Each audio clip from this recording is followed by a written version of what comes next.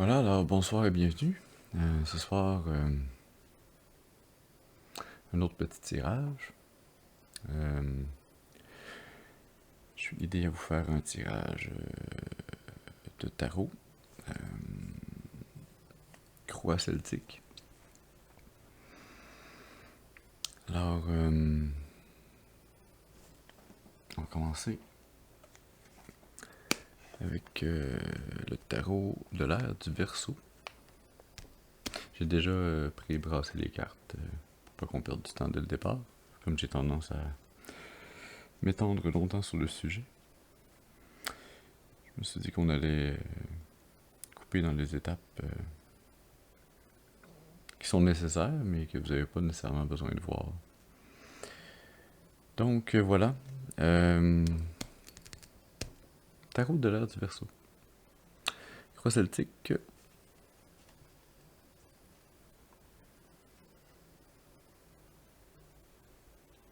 On a besoin de la carte du Kéran, du signifiant, en français, je sais pas trop. C'est la carte qui vous représente. Alors une carte s'il vous plaît pour représenter la personne dont il est question. Merci. Il s'agit du roi de coupe. Alors, vous êtes le roi de coupe. Je vais vous installer ici, à côté de l'œil savant. Deuxième carte, l'obstacle. Donc, une carte s'il vous plaît pour l'obstacle. Une carte s'il vous plaît pour l'obstacle. Une carte s'il vous plaît pour l'obstacle. Merci. Non, ça c'était deux cartes. Je les regarde pas, on les replace, on recommence.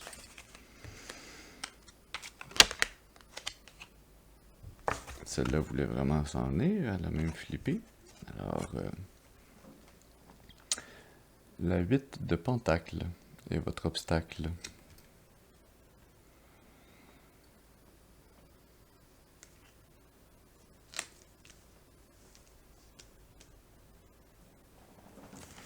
Continuons la carte numéro 3, l'influence, les influences ou le conscient. Une carte s'il vous plaît pour les influences ou le conscient. C'est encore deux cartes. C'est un nouveau paquet, les cartes ont tendance à coller si j'ai plus de difficultés. Pas plus de difficultés, voilà. Les influences, le conscient, le valet d'épée.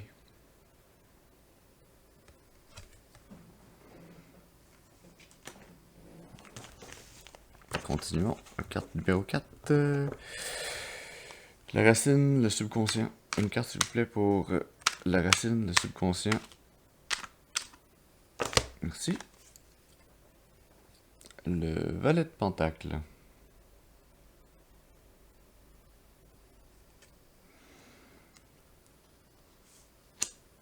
Alors là, on a pentacle, pentacle, coupe, épée. Il nous manque des bâtons, puis on a fait le tour. Continuons, une carte, s'il vous plaît, pour le passé. Une carte, merci. Pour le passé. La justice.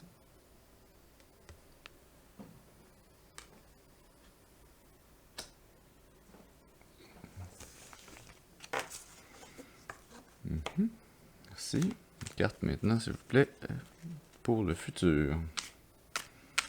Une carte pour le futur. Ça, c'est deux cartes. Une carte pour le futur. C'est deux cartes aussi. Une carte, s'il vous plaît, pour le futur.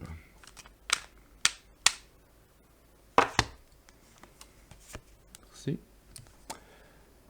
On a le 6 d'épée.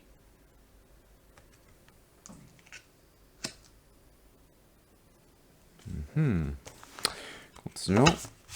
Carte numéro 7. L'attitude. On parle de votre attitude. La mienne n'étant pas gérable. On a le 9 de bâton. 9 de bâton pour l'attitude.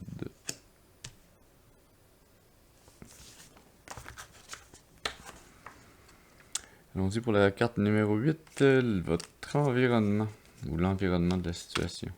Une carte, s'il vous plaît, pour l'environnement. Merci. Non, la 9 de pentacle.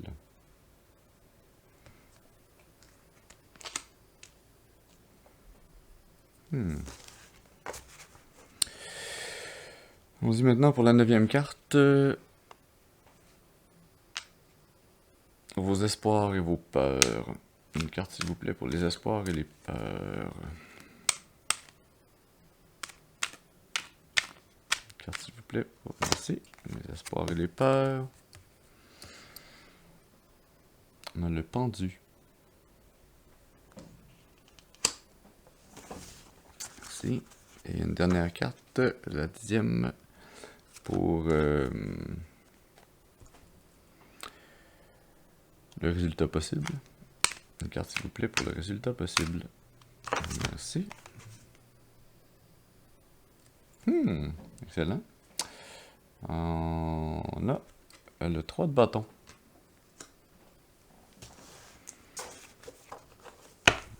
Terminer ce brassage pour voir l'énergie cachée de cette croix celtique. La grande prêtresse.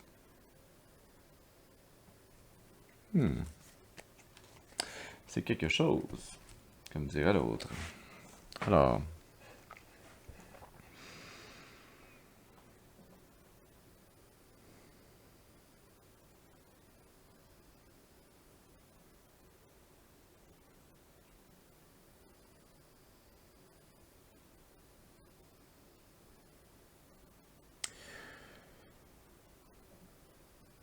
Ouais, ça me parle.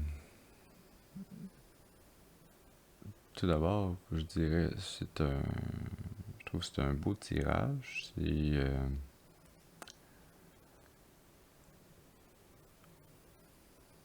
D'abord, la carte qui vous représente le roi de coupe, c'est quelqu'un qui est très maître de soi, qui dispose d'une grande sagesse.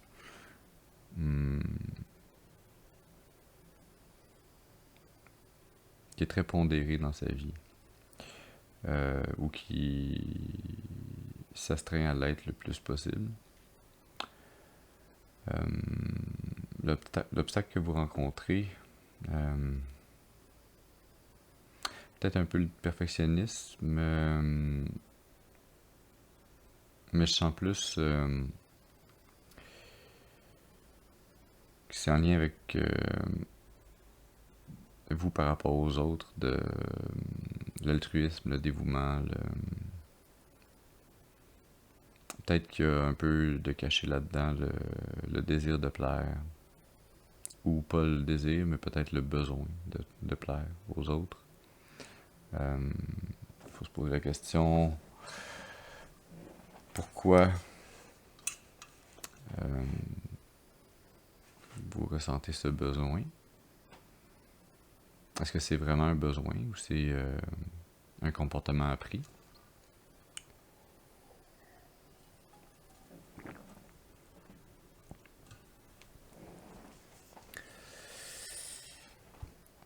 Vos influences conscientes, le valet d'épée, ça parle de curiosité intellectuelle, de défis, et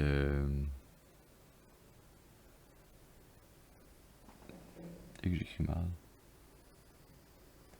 de communication aussi. Mais je sens plus le côté curiosité intellectuelle que je relie avec la maîtrise émotionnelle puis la sagesse du roi de coupe.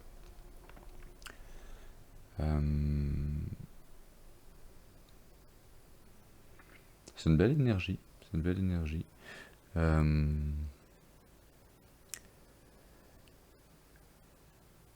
Les racines subconscientes. du problème, de la situation. Le valet de Pentacle. Ça nous parle d'études, de croissance, de patience.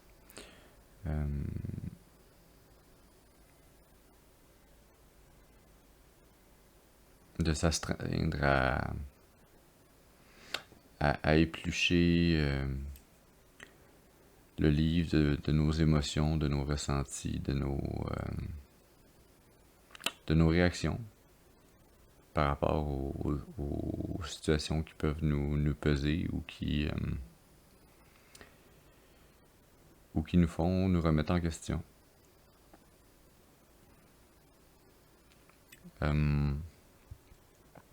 Le passé, la justice, une carte forte s'il en est une. Ça nous parle de vérité, de réalité,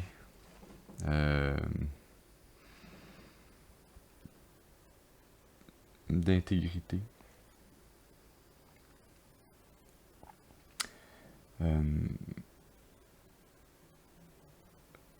Je sens que ça nous parle du passé, mais ça nous parle aussi de la personnalité, d'une grande part de votre personnalité de base. Je perçois la justice comme étant une part intégrale du roi de coupe dans ce cas-ci. Ses assises de sa maîtrise émotionnelle, de sa sagesse sont basées sur son sentiment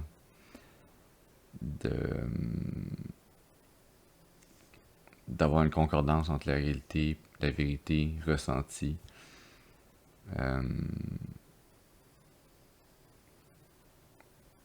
Pour pouvoir maintenir son intégrité entre ce qu'il vit dans le monde 3D, puis ce qu'il ressent intérieurement dans son cœur, puis ce que son âme profondément ressent aussi.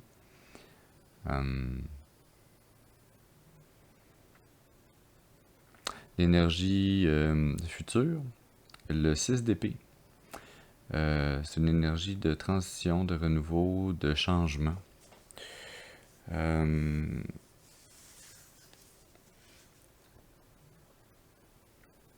À date, je trouve que ça va tout très bien en passant. C'est une belle énergie qui progresse de façon très construite, très posée, très réfléchie, mais pas seulement réfléchie intellectuellement. Je dirais réfléchi et macéré, le côté émotionnel, le cœur, le ressenti, et aussi pas décortiqué et déconstruit, mais pleinement vécu, assimilé, relié avec le mental, l'intellectuel, pour vraiment être intégré au maximum, amener un renouveau, transitionner vers une nouvelle phase de votre vie,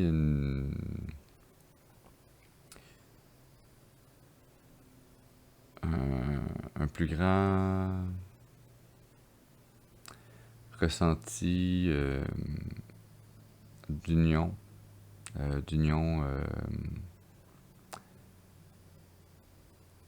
d'abord avec vous-même et en vous-même, mais aussi avec votre environnement, avec les gens autour de vous. Il y a la compréhension puis l'acceptation intérieure amène la compréhension et l'acceptation extérieure aussi, puis amène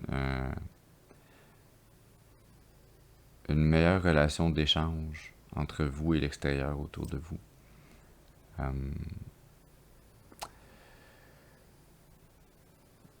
L'attitude, votre attitude par rapport à ça, on a la 9 de bâton qui parle de persévérance, de résilience, de détermination.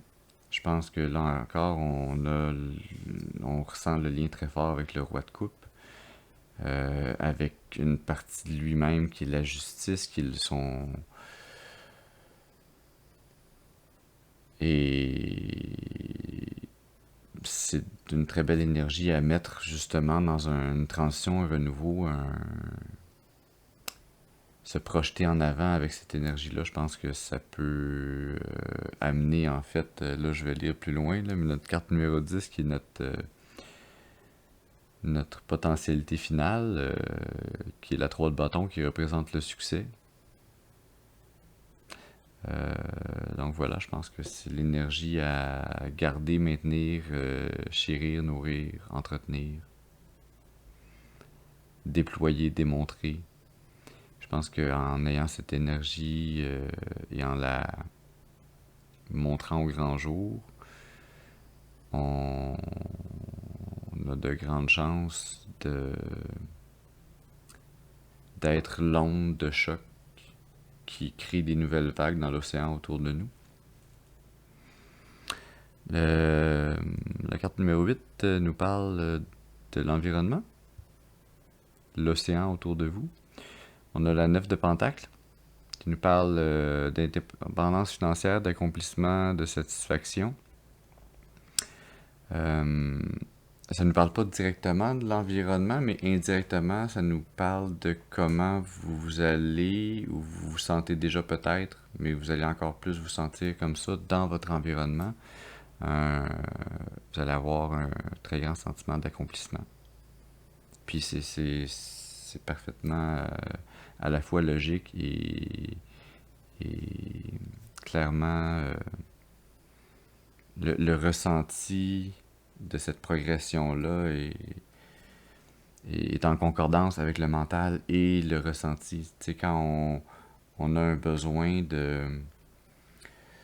d'intégrité puis de concordance entre la réalité, la vérité qu'on ressent, nos émotions, nos pensées, qu'on utilise toute notre sagesse, notre bon vouloir aussi, pour mettre les efforts pour atteindre un renouveau en utilisant des valeurs, ma foi, fort honorables. Ça me semble parfaitement normal, si je peux utiliser ce superbe mot.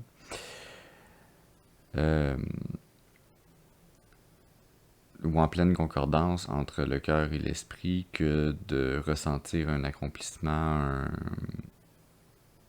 une satisfaction qui nécessairement amène une indépendance financière. Parce que quand on est abondant intérieurement, l'univers est notre propre miroir et nous renvoie l'énergie dans laquelle on vibre, l'énergie qu'on dégage. Donc si on respire et on transpire l'abondance, il y a des grandes chances que l'univers nous renvoie de l'abondance. Carte numéro 9, vos espoirs et vos peurs. On a le pendu qui, dans le tarot du Verseau, n'est pas pendu à l'envers. Il est pendu à l'endroit, mais en lévitation, avec des fleurs qui font comme un bouquet d'ailes d'ange stylisées. Et c'est son regard et sa tête qui est complètement... quasiment comme un pantin un peu désarticulé, mais...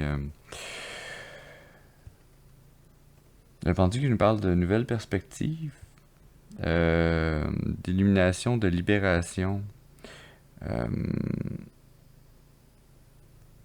Ça nous parle de vos espoirs et vos peurs, effectivement, parce que ça peut être... ça peut faire peur, parfois, d'être confronté à quelque chose de nouveau. Surtout si c'est quelque chose qu'on a mis beaucoup d'efforts émotionnels, mental à combiner pendant un bon bout de temps. Il a fallu que ça macère, ça nous a pris beaucoup d'efforts. On peut fonder beaucoup d'espoir sur un cheminement comme ça, et parfois quand on fonde beaucoup d'espoir sur des efforts qu'on a mis quelque part, on peut avoir la peur de, de ne pas obtenir le résultat qu'on voulait ou que le résultat arrive mais disparaisse par la suite, qui s'inscrivent pas dans la durée nécessairement, mais je pense pas que c'est le cas ici. Je pense que c'est vraiment... on parle juste d'une peur probablement subconsciente. On parlait du subconscient à la carte numéro 4, qui est le valet de pentacle. Étude, croissance, patience. Peut-être que le roi de coupe, il est habitué avec sa maîtrise émotionnelle, sa sagesse, à avoir souvent raison ou à avoir pris le temps de réfléchir avant de parler et d'agir. Puis là, il est confronté à une situation où ça y prend beaucoup plus de temps dans la phase d'analyse et du ressenti et de l'intellectualisation de la chose. Et peut-être que ça le déstabilise un peu. Puis que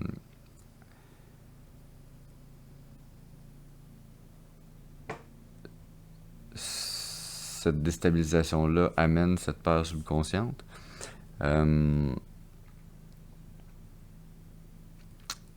Et la dernière carte, 10, le 3 de bâton, qui est notre potentialité finale, ce à quoi on peut s'attendre comme dénouement, qui nous parle d'anticipation, de succès et d'expansion. Que dire de plus? Ça dit tout.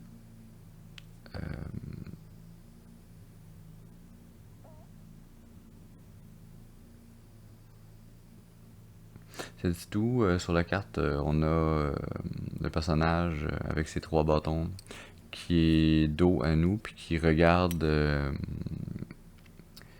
ces tours majestueuses et la cité au loin, qui regarde son succès, ses accomplissements, mais aussi l'expansion qui lui reste encore de potentialité devant lui, tant que la vie n'est pas terminée. Et il reste toujours de l'évolution à faire, à apprendre. Il faut continuer de marcher le chemin.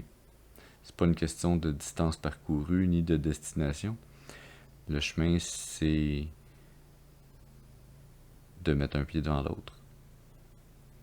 C'est bien de s'arrêter, de contempler là où on est rendu, là où on continue à s'en aller. Mais c'est pas parce qu'on a atteint un ou plusieurs de nos buts que on a fini de mettre les efforts puis que notre vie c'est fini. Ah, j'ai fait ce que j'avais besoin de faire, ma mission est remplie, let's go bye. Là, je fais du repos jusqu'à la fin de mes jours.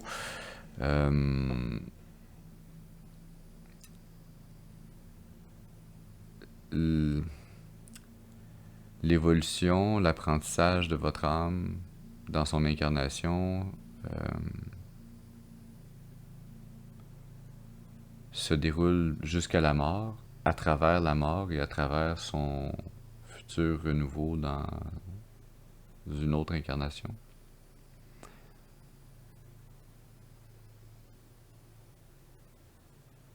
Voilà. Une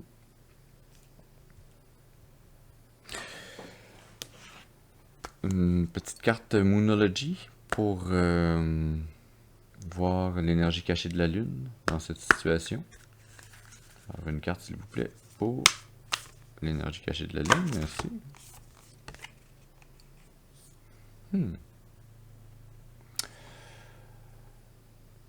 Pleine Lune en Taureau. Vos plans ont besoin d'un plan pratique.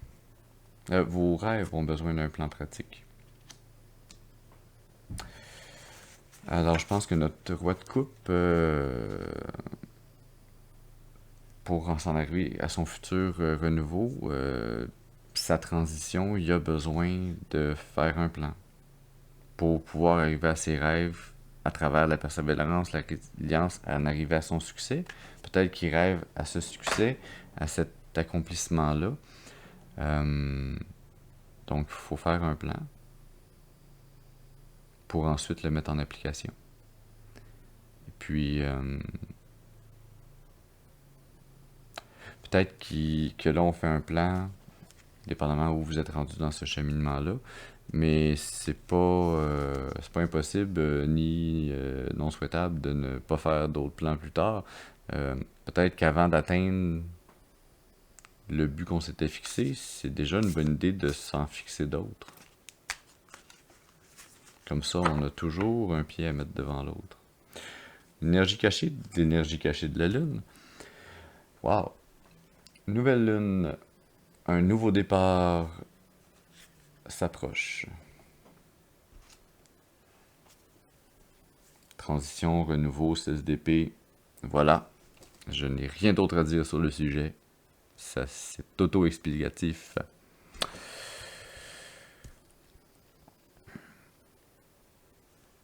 Une carte de la librairie akashique.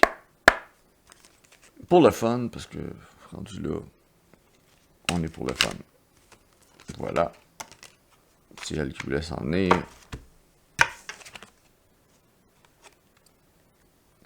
Ah, mais c'est joli! Il y a un petit chat en plus. C'est cute! C'est un 10 de rose. La lumière du monde. Bon, celle-là, je vais la mettre ici en haut. Parce que c'est là que ça me tente. Je vais juste finir de brasser la librairie akashique. L'énergie cachée. Carte 21. Uriel et le Sphinx.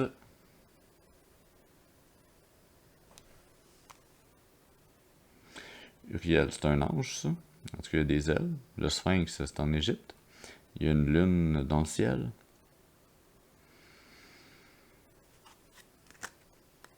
Est-ce qu'il y aurait des divinités égyptiennes qui seraient dans votre équipe en train de vous aider?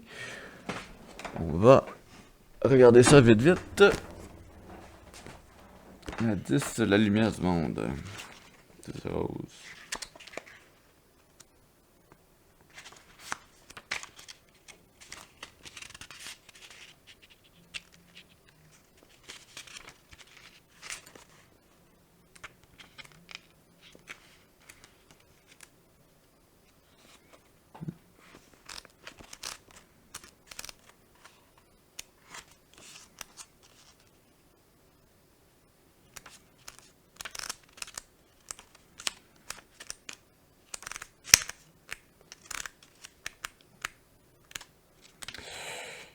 Et on est rendu la lumière du monde. Un vieux sage tient une lanterne rougeoyante et frappe à une porte sans verrou. Un jeune homme à l'intérieur est trop distrait pour répondre. Votre être divin essaie d'obtenir votre attention. Tout ce qu'il faut, c'est un moment de conscience afin d'ouvrir la porte. Bien que votre vie soit peut-être occupée, l'occasion d'aller vers un niveau de conscience plus élevé se présente à vous. C'est un bon moment pour s'ouvrir à votre moi supérieur et à toute sa sagesse et à tous ses pouvoirs. Sagesse? What coupe? Mais c'est vous, et vous seul, qui ouvrirez la porte. Vous le faites en agissant vraiment et régulièrement pour connaître et ressentir l'être sage et rayonnant que vous êtes pour toujours. Grâce à la méditation et l'étude, fallait être pentacle, vous pouvez posséder cet immense amour, ce pouvoir et cette vision. Vous pouvez rendre chaque jour sacré en entrant à l'intérieur de vous-même. En le faisant, vous connaîtrez un pouvoir plus éclatant à chaque pas et avec chaque mot. Vous serez en mesure d'apporter cette force magnifique à votre univers, ce qui transformera votre vie à jamais. Force akashique, avec une profonde respiration, vous vous remplissez de la grâce, de la paix et de la lumière de votre moi supérieur. Votre vision s'ouvre à un plus vaste univers et vous prenez conscience du fait que vous avez tout le temps et tout le pouvoir au monde. L'éternité vous remplit. Et vous avez tout le temps tout le pouvoir du monde, parce que on s'incarne, on se réincarne, on se réincarne. On est comme des ongles. Voilà. 21, j'ai-tu le temps de vous la lire pour terminer?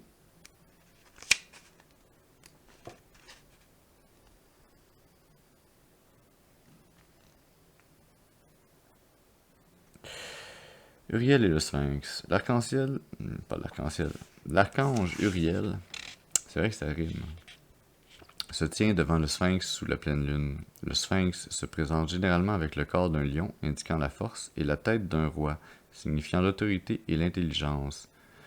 Mais plus que cela, le Sphinx représente l'énigme impénétrable. Il est le détenteur silencieux de la vérité et des anciens mystères du monde. Ici, l'archange Uriel se connecte et s'entretient avec cette grande source de mystère. Il indique à quel point il est temps de faire le travail le plus important, et sans doute le plus difficile de votre vie. Creusez votre vérité intérieure et découvrir votre moi profond et votre puissance supérieure. Même le Sphinx a dû être sorti plusieurs fois des sables du désert qui l'ont enterré jusqu'à son cou. Vous devrez aussi creuser avec diligence. Il vous faudra peut-être tailler la substance, dure comme la pierre, de vos vieilles croyances et histoires pour obtenir la vérité. Mais ne vous inquiétez pas, vous avez déjà commencé et vous avez accompli de considérables percées. Il y a aussi quelqu'un pour vous aider, Uriel, dont le nom signifie « Feu de Dieu ». Vous pouvez travailler directement dans vos méditations avec cet archange pour la compréhension de soi, la transformation et la direction. Aussi, soyez à l'affût d'une personne qu'Uriel a envoyée dans votre vie quotidienne. Il pourrait s'agir d'un enseignant, d'un mentor, ou même d'un nouvel ami qui partage la même quête intérieure que vous. C'est une relation de grande valeur qui vient à un moment de profond pouvoir. Ne minimisez pas l'importance de cette phase, c'est ce travail qui vous conduit à votre initiation et à votre puissance supérieure. Force akashique, sentez l'archange Uriel s'approcher et envoyer son énergie en vous. Respirez profondément et sentez le désir de vous sculpter une nouvelle vie. Laissez cette force et ce projet grandir en vous. Avec eux, vous pouvez chasser ce qui est usé et créer cette nouvelle vie à chaque instant. Il y a une énergie très semblable et commune entre ces deux cartes-là, et chacune, comme un début et une fin, ramène les énergies du début et de la fin de la lecture que je vous ai faite ce soir. J'espère que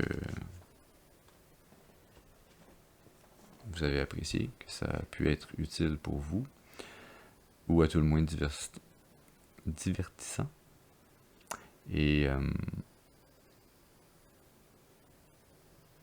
je vous souhaite un beau renouveau, une belle transition avec résilience, persévérance et enthousiasme.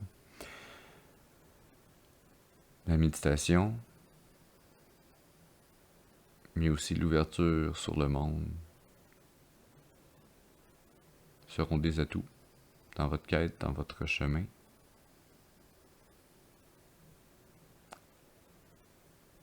Et je vous souhaite un excellent voyage. Merci, à la prochaine.